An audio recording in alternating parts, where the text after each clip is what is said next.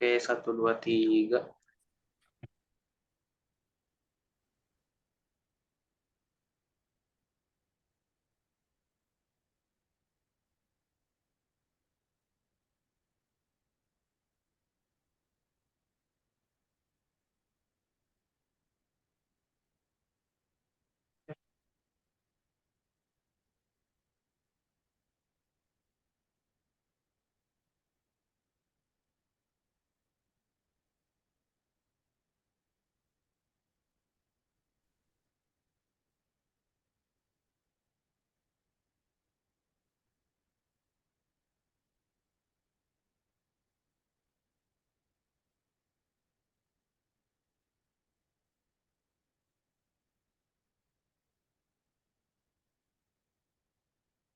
Oke, Kang. Sudah bisa dimulai, Kang, kelas, Kang. Oke, baik. Selamat pagi. Assalamualaikum warahmatullahi wabarakatuh, rekan-rekan sekalian. Waalaikumsalam warahmatullahi wabarakatuh. Alhamdulillah sehat, Kang. Sehat, alhamdulillah. Ya, jadi pertama-tama saya ngucapin terima kasih udah bersedia meluangkan waktunya di Zoom kelas hari ini. Jadi saya mohon maaf belum bisa tatap muka. Mungkin insya Allah minggu depan sudah bisa mulai untuk bertatap muka ya. Nah, jadi hari ini perkuliahan kita, kalau saya tidak salah kemarin ada tiga orang yang kontak ya. Ada Sultan untuk Stambuk 2022, kemudian ada satu dari 2021, sama ada satu lagi saya lupa lah namanya ya. Berarti ini ada tiga angkatan gitu lah kurang lebih ya dalam satu kelas atau gimana? Eh, Sejauh ini yang saya ketahui nih kan, Kang, itu 2 angkatan. 1 angkatan lagi saya kurang tahu tuh, Kang. Nanti saya tanyakan Oh, ke Pak oke. Fajar. Oke. Atau mungkin satu angkatan sama kayak kalian ya, ada ganjil genap gitu kayaknya. Iya, mungkin seperti itu, Kang. Oke. Baik-baik. Ya udah nggak masalah, aman tuh. Baik rekan-rekan sekalian, jadi hari ini kita akan mencoba berbagi atau mencoba membahas tentang penerimaan awal, penapisan orang dengan gangguan penyalahgunaan zat dalam program rehabilitasi ya. Jadi ada screening, validitas instrumen screening. Nah, jadi beberapa hal ini yang perlu kita pahami juga sebagai pekerja sosial. Screen saya kelihatan di monitor teman-teman semua ya. Kelihatan, Kang. Oke. Nah, jadi kenapa penerimaan awal dan penapisan orang ini sangat penting dipahami oleh kita semua sebagai calon pekerja sosial? Karena memang di penerimaan awal ini banyak hal yang dilakukan yang nantinya akan menentukan jenis terapi atau jenis rehabilitasi atau tindakan apa saja yang akan dilakukan ke depannya dalam hal memberikan terapi ataupun rehabilitasi bagi orang dengan gangguan penyalahgunaan zat.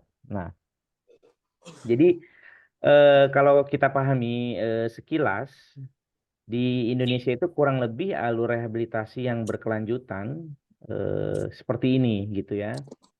Jadi sebentar. Nah, jadi pecandu atau penyalahguna ataupun korban dari penyalahgunaan zat ini masuk ke dalam setting program rehabilitasi itu ada namanya fase penerimaan awal. Nah, ini yang akan kita coba pahami pada hari ini. Nah, di penerimaan awal itu, jadi ada satu tahapan ya terkait asesmen dan screening ada di sini. Tetapi kurang lebih orang akan masuk ke skema rehabilitasi itu melalui dua pendekatan. Ada yang namanya voluntary, ada yang namanya compulsory. Voluntary itu adalah masuk dengan sukarela, baik sukarela dalam arti dia datang sendiri ataupun dibawa oleh keluarga tanpa paksaan ya. Nah, itu namanya voluntary. Nah, kalau compulsory ini adalah orang yang masuk ke dalam setting panti rehabilitasi melalui putusan pengadilan atau berkonflik dengan hukum. Jadi memang dia menjalankan rehabilitasi itu atas dasar putusan tindak pidana narkotika. Nah, jadi di Indonesia ada dua skema seperti ini. Nah, lalu pertanyaannya, eh, bagaimana dengan orang yang memang dibawa paksa atau diintervensi istilahnya. Nah, itu masuk kategori sebetulnya orang yang memang datang dalam tanda kutip secara sukarela atau voluntary karena memang dia masuk ke panti rehab itu bukan melalui jalur putusan pengadilan atau jalur tindak pidana ya seperti yang compulsory. Nah, setelah diterima dan dia masuk, nah dilakukanlah nanti asesmen atau penilaian medis, psikologi, sosial, kemudian jenis narkotika yang dia gunakan dan tingkat ketergantungannya ada di level yang mana. Nah, ini yang akan nanti kita lihat di perkuliahan hari ini. Nah, kemudian setelah seseorang itu dinyatakan selesai lah dalam fase penerimaan awal, dilakukan penerimaan, diseleksi, dinilai, barulah dia masuk ke dalam program rehabilitasi, di mana program ini ada dua jenis ya, ada yang namanya medis, rehabilitasi medis, dan rehabilitasi sosial. Nah, apa yang membedakan antara dua jenis rehabilitasi ini? Gitu. Medis fokus rehabilitasinya adalah menggunakan pendekatan farmakoterapi atau rehabilitasi yang memang dibantu atau menggunakan farmako istilahnya atau kalau bahasa awamnya menggunakan obat-obatan untuk melakukan rehabilitasi pada para pengguna narkoba. Nah, sementara untuk rehabilitasi sosial, di mana pekerja sosial ada di area yang ini, rehabilitasi ini diberikan melalui pendekatan psikososial, jadi pendekatan psikologis dan juga sosial yang dikombinasikan dengan beberapa terapi-terapi perubahan perilaku. Nah, di rehabilitasi ini sebelum seseorang menjalankan programnya, itu akan disusun sebuah rencana terapi yang rencana terapi ini sebetulnya adalah tindak lanjut dari apa yang dilakukan di penerimaan awal. Nah, makanya kenapa proses penerimaan awal itu menjadi sangat penting untuk dipahami dan untuk bisa dilakukan dengan baik supaya nanti pada saat menyusun rencana terapi untuk menentukan jenis rehabilitasi medis ataupun sosial, mau itu rawat jalan maupun rawat inap, lebih tepat gitu ya. Jadi kalau kita ibaratkan rehabilitasi ini adalah obat yang diberikan dokter, tentunya pada saat kita sedang mengalami rasa sakit, berobat ke dokter kan tidak langsung diberikan obat ya, tapi dilakukan dulu pemeriksaan. Nah, pemeriksaan itu adanya di sini, obatnya itu adanya di sini. Sehingga kita bisa tahu kalau misalnya rehabilitasi itu adalah obat, orang sakit gigi ya tentunya dikasih obat sakit gigi. Orang demam ya tentunya dikasih obat demam. Seperti itu.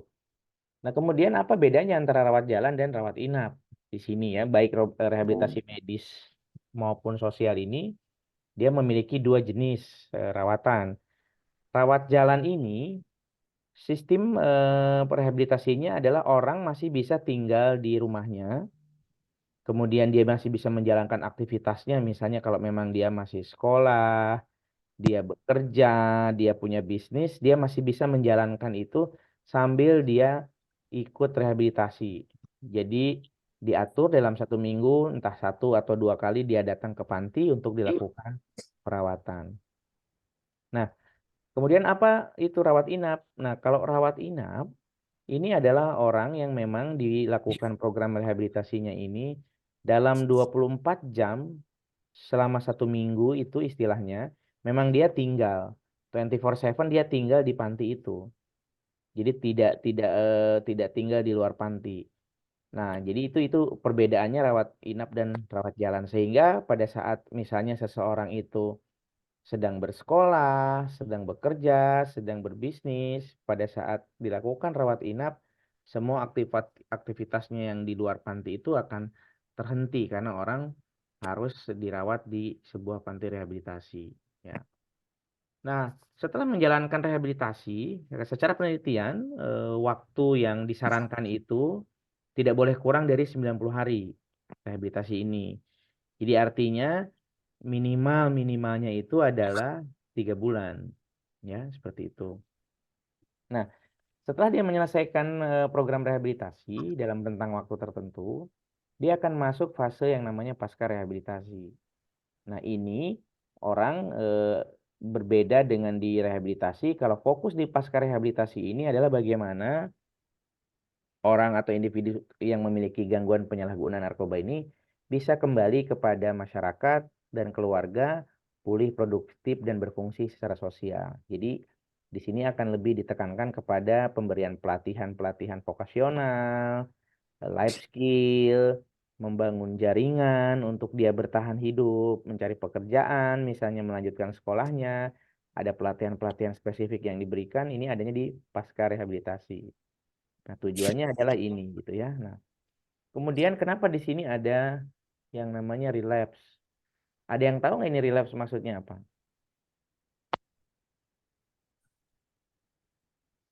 Kira-kira. Atau istilah bahasanya apa relapse? Kembali gitu, Bang. Ya, kembali atau kambuh ya. Jadi yang dimaksud kembali atau kambuh di sini adalah dia kambuh untuk kembali menggunakan narkobanya. Nah, jadi tidak ada jaminan 100% bagi orang-orang yang sudah direhabilitasi itu kembali tidak menggunakan, karena memang seperti kita pahami di pertemuan sebelumnya bahwa adiksi adalah relapsing brain disease gitu ya. Jadi artinya memang penyakit ini kambuhan. Nah, selama misalnya resiko-resiko atau tanda-tanda kekambuhan itu bisa dia tangani, seseorang yang sudah mengalami program rehabilitasi maupun pasca rehabilitasi bisa terhindar dari yang namanya relapse atau kambuh. Begitupun sebaliknya, kalau memang dia tidak bisa menjaga pola kehidupannya, lingkungannya, pertemanannya, kemungkinan untuk relapse akan selalu ada gitu ya. Nah, jadi ini kurang lebih alur rehabilitasi berkelanjutan di dalam konteks orang dengan penyalahgunaan zat. Nah, ada yang tanyakan dulu kira-kira? Aman ya? Oke. Aman, Kang. Nah, jadi kita mulai memahami apa itu penerimaan awal atau di bahasa programnya namanya intake. Jadi penerimaan awal ini merupakan sebuah proses sistematis pengumpulan informasi pribadi ya dari klien tentunya dan informasi terkait lain untuk mengidentifikasi cara yang paling sesuai dalam memberikan bantuan. Nah, seperti yang tadi saya bilang, jadi kalau misalnya rehabilitasi itu obat, untuk memberikan obat yang pas itu tentunya kita butuh mengumpulkan informasi pribadinya, sakitnya apa, jenis penggunaannya apa, sudah berapa lama dia menggunakan, bagaimana cara dia menggunakan, kemudian dengan siapa saja, itu diperiksa di penerimaan awal ya, supaya kita bisa mendesain sebuah rencana rawatan yang sesuai dengan kebutuhan si klien tersebut. Nah, kemudian intake ini pun merupakan proses awal yang mengumpulkan dan memilah informasi dasar dari klien, mana yang perlu kita istilahnya take note ya, ambil sebagai catatan, mana yang bisa kita singkirkan, seperti itu. Nah, di dalam penerimaan awal ini pun informasi yang dikumpulkan ini termasuk tentang keluarganya, kemudian hubungan sosialnya di pekerjaannya. Makanya yang namanya di proses penerimaan awal ini, informasi yang dikumpulkan itu memang sangat banyak sehingga itu butuh dipilah dan dipilih tentunya untuk dijadikan bahan kita dalam menyusun rencana rawatannya. Nah, jadi di penerimaan awal pun fokus yang kita gali untuk informasi pada khususnya ini adalah masalah yang terjadi saat ini dulu gitu. Tujuan dia datang ke tempat rehab itu apa? Kenapa dia akhirnya memutuskan untuk masuk ke dalam panti? Dari mana mereka tahu ya? Nah, kemudian penerimaan awal ini sebaiknya dilakukan jangan terlalu lama gitu ya. Kalau bisa maksimal hanya 1 jam saja. Kenapa? Karena kalau misalnya dia datang di awal masih dalam pengaruh zat, akan sulit kita memberikan atau mendapat informasi yang objektif dari klien ini karena memang pemikiran, pembicaraan, dan perilakunya masih di bawah kendali narkobanya. Nah, kemudian kalau memungkinkan memang penerimaan awal ini dijadwalkan sesegera mungkin ya, pada waktu yang nyaman bagi kedua pihak. Maksudnya gimana? Jadi kalau misalnya ada orang baru datang, kemudian dia baru pakai, atau dia lagi merasakan gejala putus zat atau sakau, ya tentunya tidak memungkinkan untuk kita melakukan penerimaan awal dengan nyaman, sehingga disuruh dulu istirahat, baru dilakukan penerimaan awalnya. Nah, tapi kalau misalnya memang kondisinya baik-baik saja, sebaiknya dalam kurun waktu 1 kali 24 jam penerimaan awal ini sudah harus bisa dilakukan, ya, seperti itu.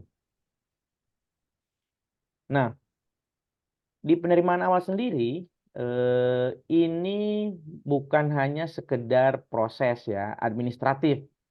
Jadi untuk menentukan si seorang ini layak atau tidak untuk menjalani program. Jadi lebih dari itu gitu. Memang ada dokumen-dokumen yang atau informasi yang kita tulis, misalnya seperti namanya, kemudian alamatnya ada di mana, kemudian kalau misalnya dia tinggal sama siapa, bekerja atau tidak. Nah, jadi bukan hanya sekedar itu saja, tetapi dalam penerimaan awal ini kita sudah mulai membangun yang namanya membangun raport gitu ya, bukan raport sekolah seperti yang kita terima selama ini, bukan, tapi raport di sini maksudnya adalah membangun hubungan, membangun relasi antara kita sebagai orang yang memang akan memberikan layanan kepada klien dengan si klien yang akan kita rawat.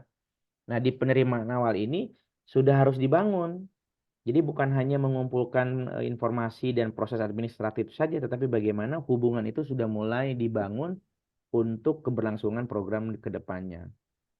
Nah, kemudian penerimaan awal ini pun harus dilakukannya itu di tempat yang nyaman, jangan misalnya di kedai kopi ya atau di kafe. Nah, ini tidak seperti itu.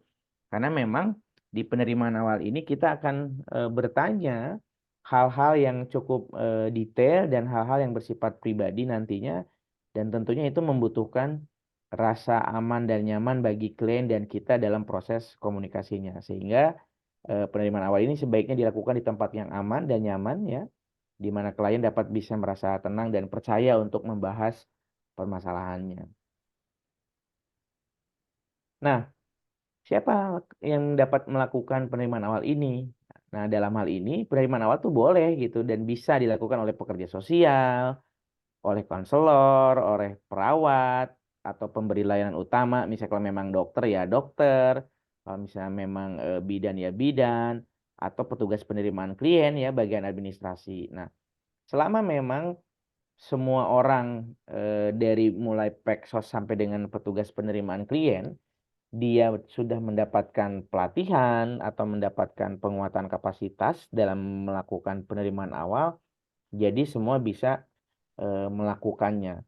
Nah, di beberapa tempat di panti rehabilitasi memang ada pemisahan gitu ya, misalnya kayak contohnya di panti-panti milik negara. Biasanya untuk penerimaan awal ini akan dilakukan oleh petugas penerimaan klien atau pemberi layanan utama gitu. Dalam hal ini adalah bagian administrasi biasanya di depan dan registrasi. Nah, jadi di luar itu tidak boleh dia melakukan penerimaan awal. Nah, baru nanti dokumen yang sudah dikumpulkan tadi, informasi akan diberikan kepada orang yang memang ada di bagian rehabilitasinya. Nah, jadi di awal ada pemisahan. Nah, tapi di dalam konsep eh, rehabilitasi yang dibangun oleh masyarakat pada khususnya, biasanya di panti-panti tertentu tidak ada bagian khusus yang berbicara tentang resepsionis ataupun penerima di awal.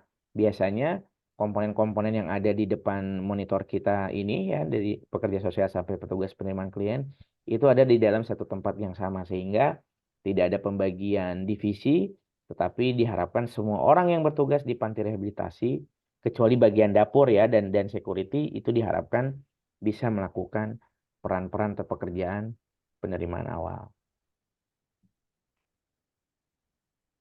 Nah, kita akan bergeser kepada eh, satu proses di penerimaan awal yang namanya screening.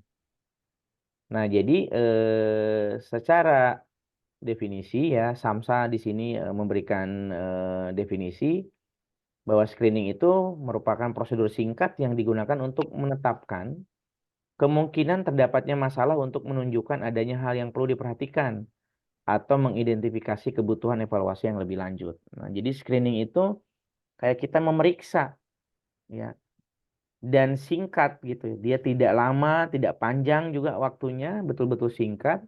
Karena ini hanya untuk melihat ada nggak permasalahan atau ada tidak penggunaan narkoba, lalu resikonya seperti apa. Setelah kita tahu resikonya, baru apa yang akan kita lakukan terhadap seseorang ini. Seperti itu. Jadi screening itu hanya sebatas itu sebetulnya. Tidak tidak berpikir terlalu rumit, nanti terapinya mesti begini, datangkan ini, datangkan itu, tidak gitu. Tapi di screening ini adalah proses yang singkat, brief istilahnya, untuk menetapkan, oh ini ada masalah nih, ternyata memang betul pengguna misalnya yang dia gunakan obatnya ini, kemudian eh, permasalahan yang terkait dengan penggunaan apa, dan kita akan melakukan tindakan ini ke depannya. Nah, jadi screening itu hanya di situ gitu ya areanya. Nah, jadi screening ini pun dilakukan itu untuk menentukan ada atau tidaknya masalah-masalah apa, masalah penggunaan tentunya dalam hal ini ya, penggunaan narkoba, dan ini bukan alat diagnosis klinis untuk menentukan seseorang mengalami gangguan kesehatan mental misalnya, apakah seseorang dinyatakan mengalami gangguan fisik yang lain, tidak di situ gitu ya screening itu.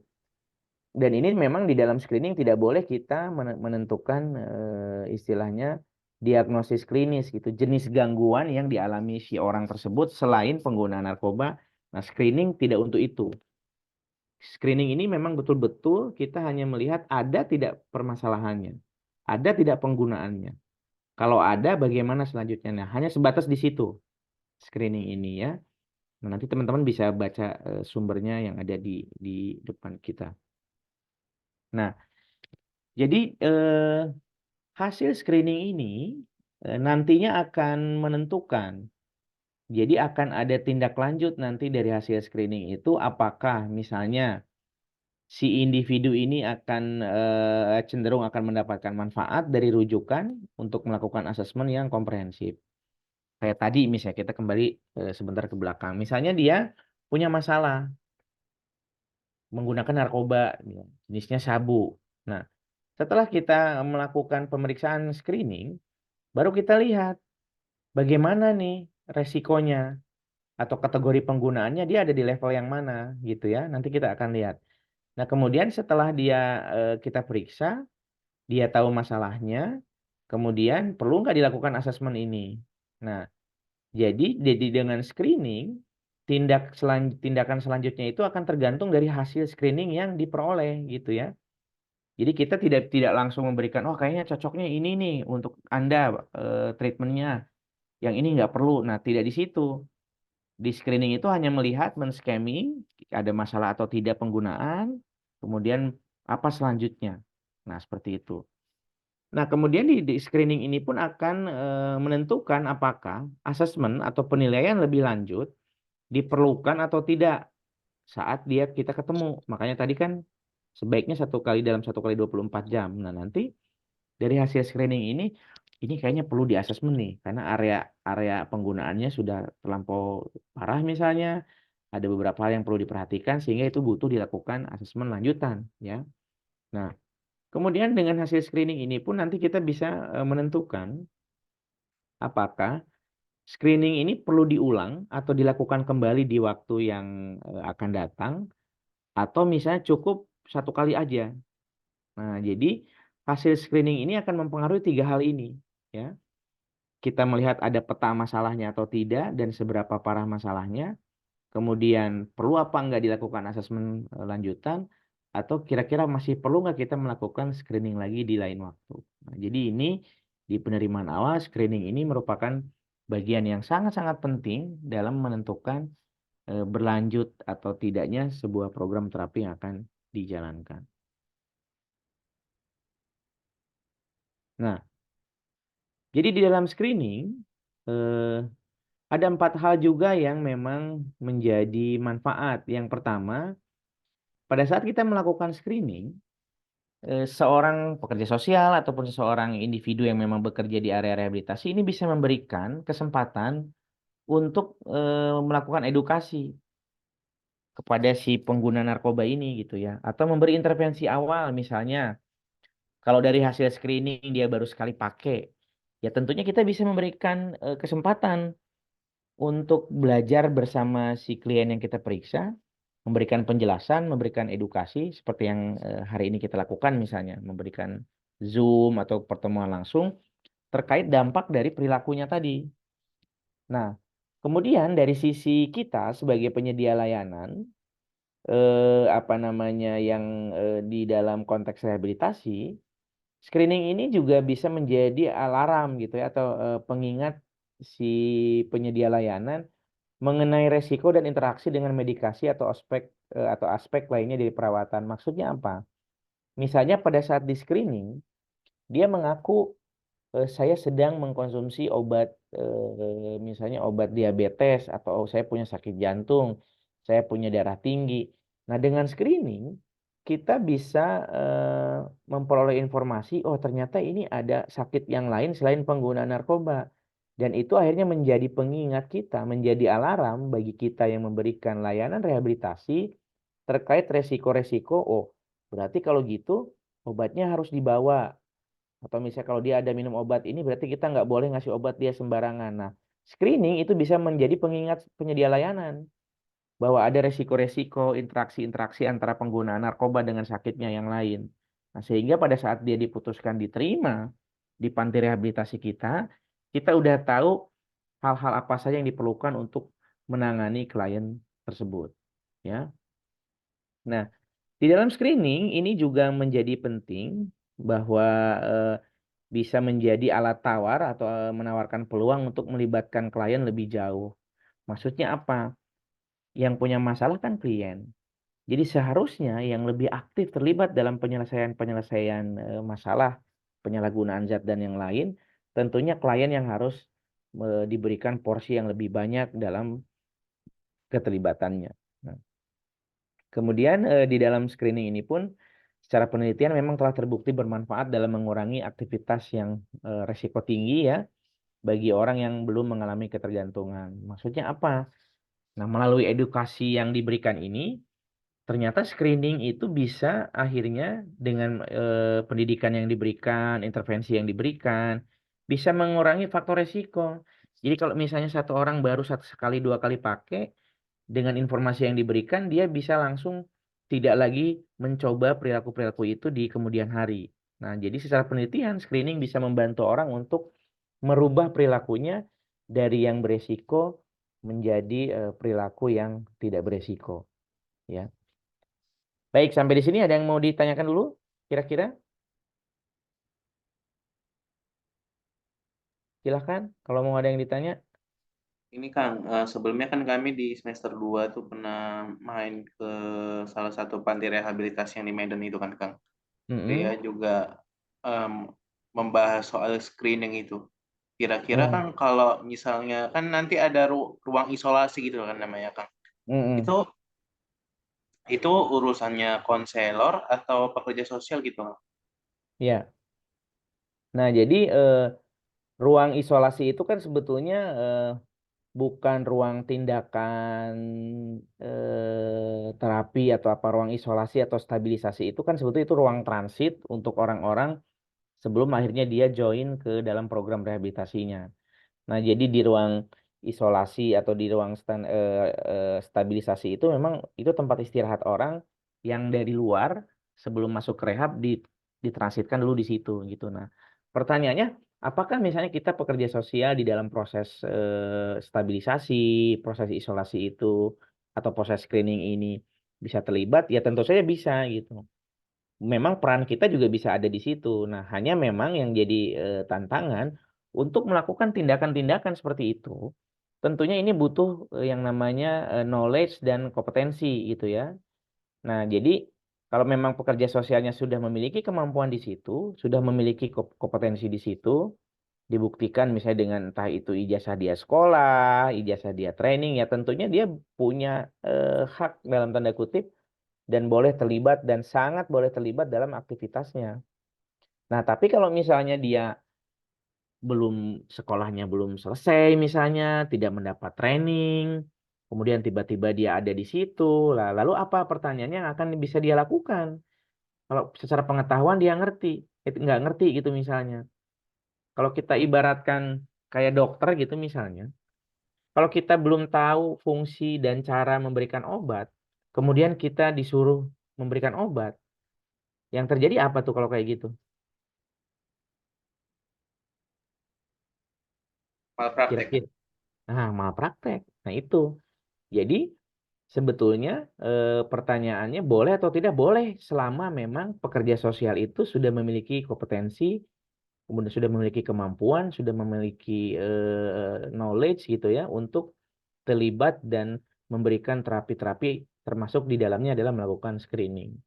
Nah, makanya kenapa di dalam proses perkuliahan kita di semester ini nanti akan ada beberapa alat yang memang kita akan pelajari supaya teman-teman pada saat nanti misalnya berpraktek ataupun memutuskan bekerja di area ini sudah memiliki informasi dasar tentang alat-alat screening yang bisa digunakan. Demikian. Baik, ada lagi yang ditanyakan kira-kira? Teman-teman yang lain? Jangan malu-malu. Ini udah pada sarapan dan mandi belum sih? Pasti Atau belum siap ya. nyuci kan? Nyuci, oh, Masya Allah. Oke, baik. Kalau tidak ada, kita lanjut lagi. Nah, jadi ini yang tadi saya bilang, hasil screening ini akan membuahkan sebuah informasi, menghasilkan sebuah informasi yang eh, istilahnya memberi informasi kepada kita tentang kategori resiko dari seseorang, dalam hal ini resiko penyalahgunaannya. Jadi, setelah screening dilakukan, kita akan mendapat 3 informasi. Apakah seseorang itu masuk kategori resiko yang rendah atau tidak ada resiko, artinya resiko penggunaan zat ya.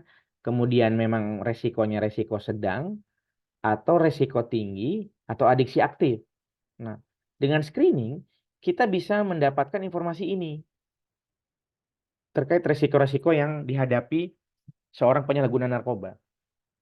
Nah, kemudian setelah kita memahami atau mengetahui 3 resiko ini akan secara langsung kita mulai mendesain sebuah rencana apa yang akan kita lakukan ke depannya. Nah, kalau resikonya rendah, kita hanya memberikan informasi dan edukasi saja. Nggak perlu yang lain-lain, karena memang ini resikonya masih rendah.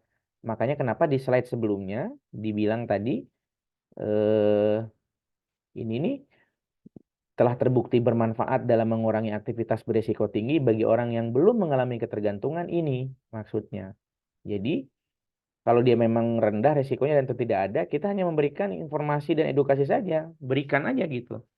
Tentang informasi yang kemarin misalnya tentang otak, tentang jenis narkoba, kalau pakai stimulan bagaimana, kalau pakai opioid gimana, pakai depresan gimana. Sehingga orang belajar akhirnya, oh berarti kalau saya terus-terus mempertahankan ini, bisa jadi begini nih nanti dampaknya. Nah, begitupun misalnya kalau resiko sedang, kita akan memberikan intervensi singkat. Intervensi singkat ini maksudnya apa? Ini bukan terapi rutin, tetapi kita memberikan saran dan langkah-langkah yang memang diperlukan untuk klien dalam mengurangi resikonya dari resiko sedang untuk tidak ada resiko atau resiko rendah. Nah, tapi sifatnya yang namanya intervensi singkat ini tidak rutin dilakukan seperti halnya terapi atau rehabilitasi. Nah, ya jadi ini hanya pertemuan-pertemuan bisa jadi sekali, bisa jadi 2 kali, 3 kali setelah itu udah selesai gitu. Seperti itu. Nah, kemudian kalau misalnya dia ada di risiko tinggi atau adiksi aktif, ya tentunya ini akan dibutuhkan asesmen dan rujukan terapi. Nah, ini yang nanti juga akan kita pelajari di beberapa pertemuan ke depan. Nah, makanya dari hasil screening ini akan memunculkan sebuah rekomendasi ya, berdasarkan dari resiko-resiko yang dimiliki oleh pengguna narkoba tersebut. Nah, jadi kita memberikan terapi atau memberikan intervensi itu tidak sembarangan gitu ya, tidak seperti misalnya ada dukun-dukun lah misalnya kan, dilihat di air, dilihat di telur dan segala macam. Nah, nggak bisa seperti itu. Jadi memang harus dilakukan screeningnya dulu, baru kita akan mengetahui resiko dan dari resiko itu kita akan memberikan rekomendasi apa yang memang perlu dilakukan selanjutnya. Nah, nah ini kiat-kiat gitu ya. Jadi eh, supaya proses screeningnya itu akurat dan reliabilitas informasinya juga optimal. Jadi selama screening ini kita perlu melakukan beberapa hal nih. Misalnya ini, menggunakan pendekatan yang saling menghargai dan tidak menghakimi serta tidak konfrontatif. Jadi pada saat orang datang, enggak langsung kita misalnya patentengan, tolak pinggang, nunjuk-nunjuk, kemudian sepele sama orang atau narik bajunya gitu misalnya. Nah, itu tidak bukan pendekatan seperti itu yang dilakukan di dalam screening. Tapi di dalam screening itu ya memang begitu orang datang, separah apapun kondisinya, memang kita harus terima dengan senyum, kita tegur, kita sambut, kita berikan kehangatan supaya nanti raport atau hubungan yang dibangun itu sudah enak dari pertama. Sama halnya kalau kita berobat misalnya ke dokter. Saya tanya nih ke teman-teman, kalau kita datang ke sebuah praktek dokter, pas begitu ngelihat bagian resepsionis atau dokternya aja cemberut, kira-kira mau datang lagi nggak? Atau ya, Enggak, atau bro. enggak ya kan?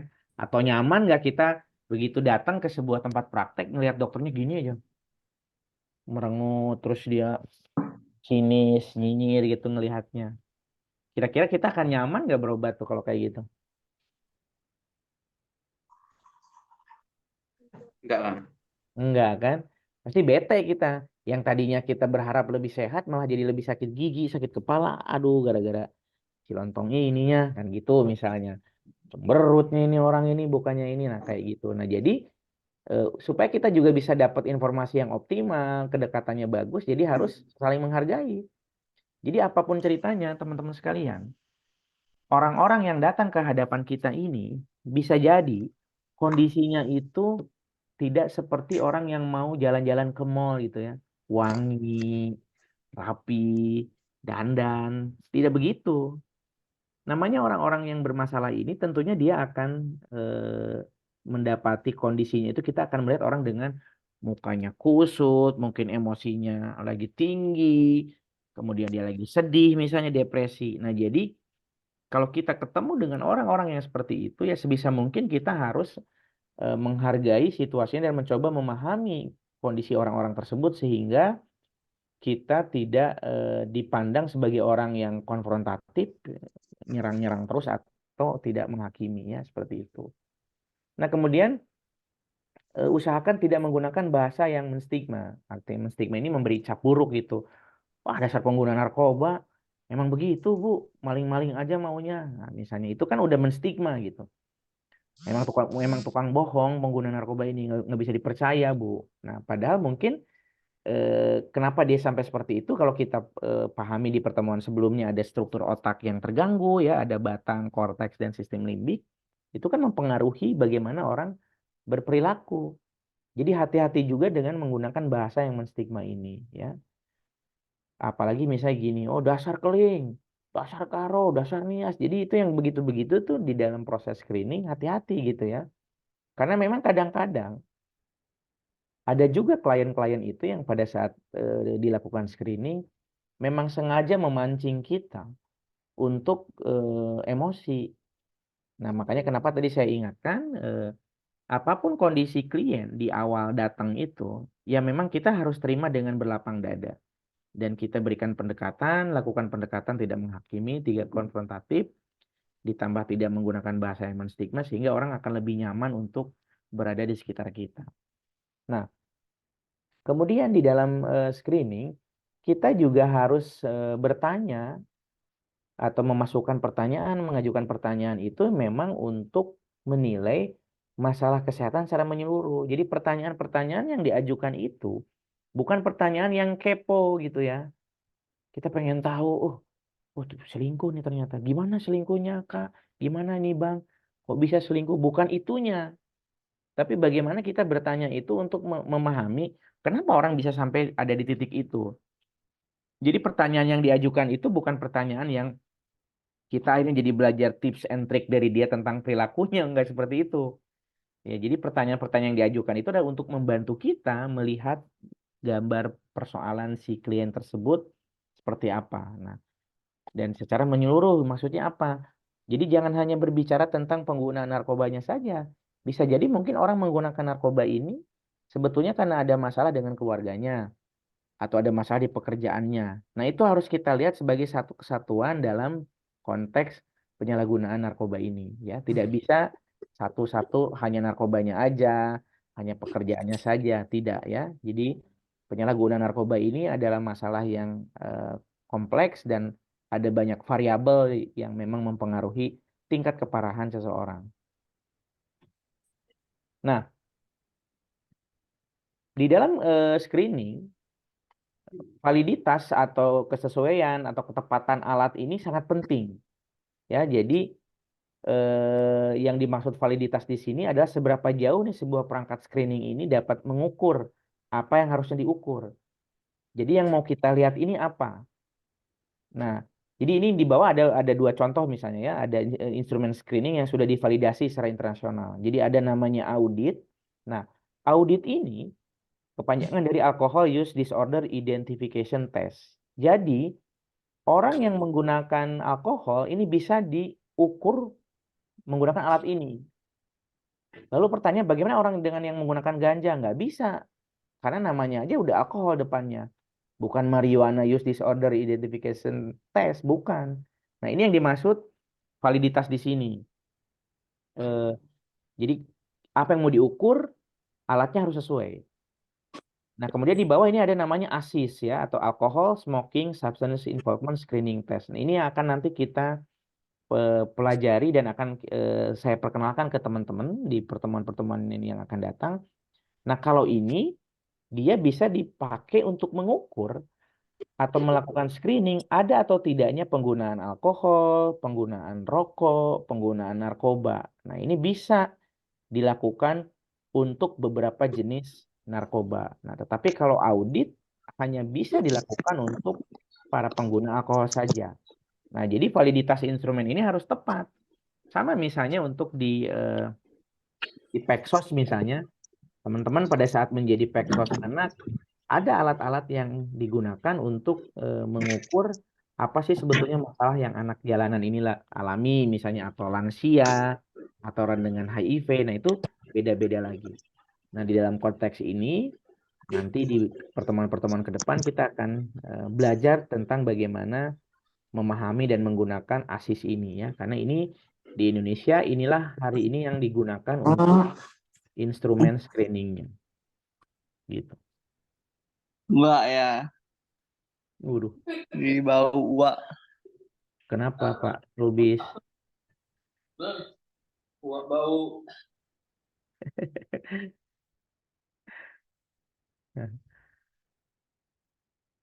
Nah, jadi screening ini pun bisa menjadi alat kita mendeteksi faktor resiko dini. Nah, jadi dengan alat tadi ASIS misalnya kita contohkan, alkohol, smoking, substance use involvement screening test. Jadi dengan kita menggunakan alat yang tervalidasi tadi, kita bisa mendeteksi faktor resiko lebih dini gitu, ya. Jadi screening ini dapat menjadi langkah yang signifikan untuk perawatan ke depan yang efektif. Ya, konselor atau pekerja sosial ini sering menjadi titik kontak pertama kita yang tadi Sultan pertanyakan pada saat stabilisasi. Bisa jadi mungkin kontak pertamanya itu dengan kita. Nah, dengan screening yang dilakukan, kita bisa tahu, si Fulan ini nanti kalau kita tangani jangan begini, jangan begini, jangan begini. Jadi kita bisa tahu lebih awal resiko-resiko atau faktor-faktor yang memang beresiko bagi klien tersebut. Kemudian, identifikasi dini dan intervensi ini akan mengarahkan pada hasil yang lebih baik. Kenapa bisa mengarahkan itu? Karena kita akan tahu resiko dia rendah, sedang, atau tinggi. Kemudian kalau kita berbicara jenis narkobanya, apa aja yang dia pakai, kita bisa tahu di situ. Selain ganja, misalnya ada pakai yang lain nggak? Oh, tiba-tiba kita lihat di dalam screening itu, oh, udahlah dia pakai ganja, dia pakai sabu, dia minum alkohol, dia merokok. Nah, tentunya semakin banyak narkoba yang dia pakai, itu kan akan menambah resiko-resiko yang muncul. Nah, dengan screening, kita bisa mengidentifikasi narkobanya ada apa saja, sudah berapa lama dia pakai, itu bisa kita intervensi supaya dia tidak mengulangi lagi perilaku-perilaku yang beresikonya. Sehingga dia terhindar dari misalnya gangguan kesehatan mental, sakit TBC misalnya, kena virus HIV atau yang lainnya. Nah, ini mendeteksi faktor resiko dini. Kemudian klien seringkali dirujuk oleh konselor ini ya, atau dirujuk ke kita, Peksos dan konselor ini, gangguan penyalahgunaan zat atau GPZ oleh petugas layanan kesehatan. Nah, jadi seringkali orang ngerujuk ke kita itu, orang nggak ngasih tahu gitu kondisinya tuh di ini gimana. Karena mungkin dia memiliki keterbatasan dan kemampuan dan pengetahuan di area ini, sehingga asal main kasih aja, baru pakai kasih, yang lagi emosi dikasih. Nah ini akhirnya jadi seringkali merepotkan dalam tanda kutip kerja-kerja kita. Nah makanya kenapa screening itu bisa menjadi alat mendeteksi faktor risiko dini yang akan dihadapi oleh klien maupun kita sebagai penyelenggara rehabilitasi. Nah itu saja saya rasa untuk pengantar kita di penerimaan awal. Jadi seperti yang tadi eh, saya jelaskan di awal bahwa di dalam sebuah proses rehabilitasi yang berkelanjutan ini, tahapan awalnya tuh kurang lebih seperti ini, yang tadi di depan ini ya. Jadi kita baru berbicara di satu fase namanya penerimaan awal. Nah, jadi penerimaan awal ini adalah scamming, kita melihat secara umum, ada tidak masalahnya, ada faktor penggunaan, kemudian risikonya sedang, rendah atau tidak ada risiko, sedang atau tinggi, baru nanti kita akan berbicara tentang proses rehabilitasinya.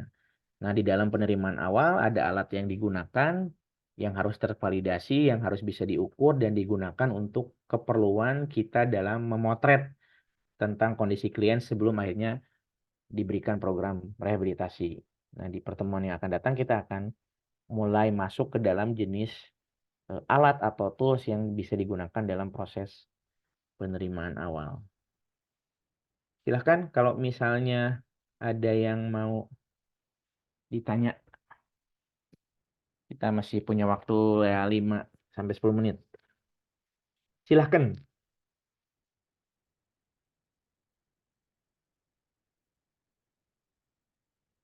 Ada kira-kira terkait penerimaan awal?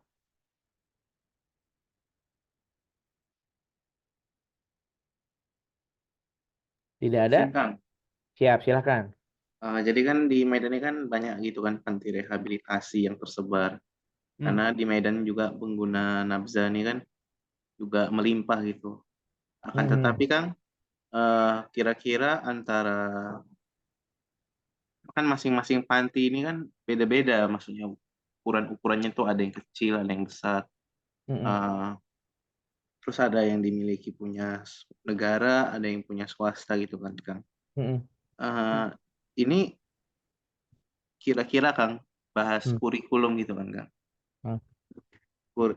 Kurikulum untuk si penyalahgunaan nafza gitu, yang pemakai gitu kan. Itu kira-kira Kang bisa di gimana tuh ya? Eh, Bisa nggak Kang? Kan masing-masing kan ada caranya, ada metode-metodenya sendiri Masing-masing gitu. itu ya. Ya Kang. Iya. Jadi sejauh ini kan belum ada yang mengkurikulumkan itu Kang. Kira-kira bagaimana? Nah, oke. Jadi sebetulnya di Indonesia tuh udah ada namanya standarisasinya, ada SNI-nya. Nanti sebentar saya cek. Jadi itu udah ada standar yang memang dimiliki di Indonesia. Jadi siapapun yang memang mau bikin panti rehabilitasi, nah ini saya share screen-nya sebentar.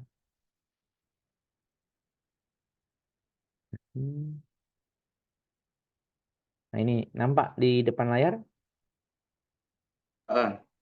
Nah ini sebentar saya full screen kan. Nah ini ya. Nah jadi ini ada standarnya ya.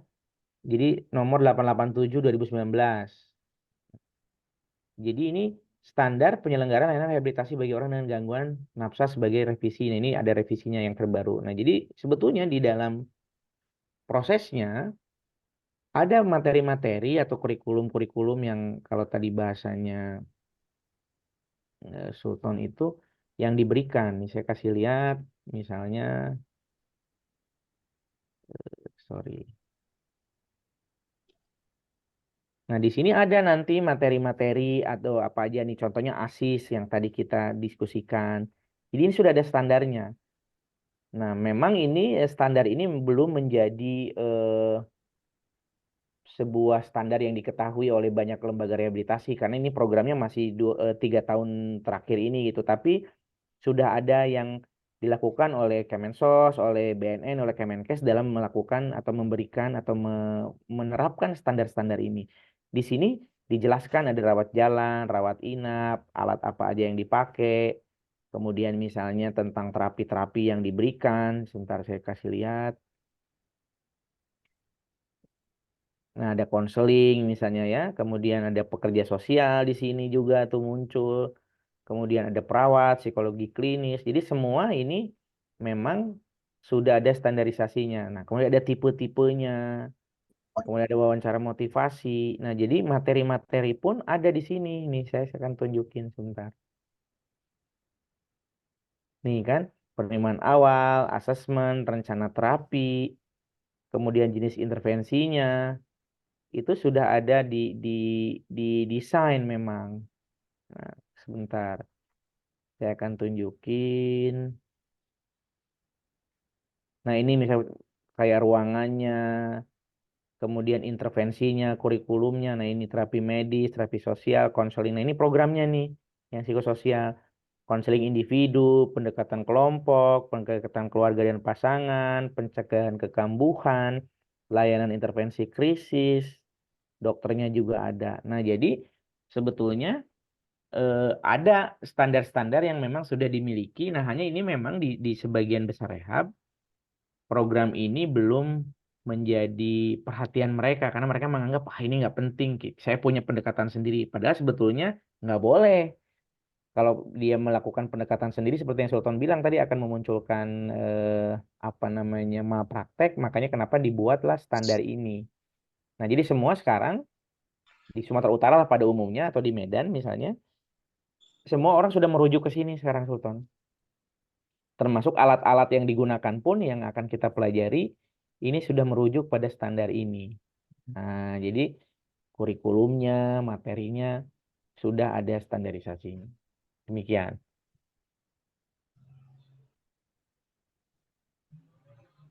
Silahkan. Ada lagi kira-kira? Kang, saya mau menanya, Kang. Silahkan Mbak Fiona. Jadi gini, Kang. Apakah minum-minuman keras itu bisa mendorong penyalahgunaan narkoba? Hmm. Kalau minggu lalu kita lihat di salah satu tipe atau kategori zat psikoaktif, alkohol itu masuk ke dalam jenis apa? Ada yang ingat nggak minggu lalu? Nah, jadi kalau ditanya apakah bisa mengakibatkan ketergantungan atau menyebabkan ketergantungan jenis yang lain? Ya, jawabannya iya. Karena memang alkohol itu masuk zat psikoaktif yang bisa mengganggu sistem saraf pusat kita dan mengganggu bagaimana orang berperilaku sehari-hari. Nah, makanya kenapa kalau orang yang sudah menstimulasi penggunaan alkohol dalam hal ini yang ditanyakan Fiona tadi, dan kita nggak pernah tahu apakah batang otak, korteks atau sistem limbik yang minggu lalu kita bahas itu kan itu 3 bagian otak yang terpengaruh oleh zat psikoaktif. Kita nggak pernah tahu di minuman yang pertama otak itu langsung mereka merasa nikmat atau di minuman yang kedua, ketiga atau keberapa.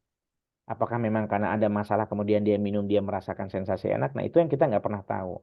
Nah tapi pada dasarnya karena alkohol masuk kategori zat psikoaktif, tentunya itu bisa mendorong orang untuk mengalami ketergantungan atau mencoba jenis-jenis narkoba yang lain dan ada beberapa yang memang dia mencampur penggunaan alkohol dengan jenis narkoba yang lainnya sehingga itu menjadi faktor resiko yang lain dalam mendorong orang menjadi korban penyalahgunaan. Demikian Fiona. Makasih ya, Kang, sudah menjawab. Siap, sama-sama. Silahkan yang lain. Aman semua? Oke, kalau aman nanti materinya saya share di grup. nanti tolong minta bantu Sultan juga kasih ke teman-teman di grup sebelah ya, supaya bisa Oke. ini bahan bacaannya. Jadi terima kasih atas waktu kita di Zoom hari ini. Mudah-mudahan apa-apa yang kita bahas bersama bisa memberi manfaat kepada kawan-kawan dan bisa mendorong untuk ketertarikan yang lebih jauh di area penyalahgunaan nafsa ini. Nah, sebagai pekerja sosial tentunya di mana penyalahgunaan narkoba masih menjadi salah satu kategori gangguan penyalahgunaan zat, masuk kategori juga masalah kesejahteraan sosial. Teman-teman diharapkan bisa memahami ini dengan lebih jauh lagi ya, sehingga kalau misalnya memang memiliki ketertarikan, setidaknya kita sudah memiliki informasi dasar bagaimana tentang penanganan orang dengan gangguan penyalahgunaan zat ini di fase-fase awal. Oke, terima kasih sekali lagi. Selamat pagi, selamat melanjutkan harinya. Yang nyuci, yang belum sarapan, yang belum mandi, yang mau kuliah lagi nanti, mau nongki-nongki. Mudah-mudahan harinya lancar. Sampai ketemu minggu depan, insya Allah kita bisa tatap muka dan semoga apa yang direncanakan hari ini bisa berjalan dengan baik. Terima kasih, selamat pagi. Assalamualaikum warahmatullahi wabarakatuh. Saya izin live ya, teman-teman. Waalaikumsalam. Terima kasih, Kang. Ya, terima kasih. Terima kasih, Kang. Ya. Makasih, Pak.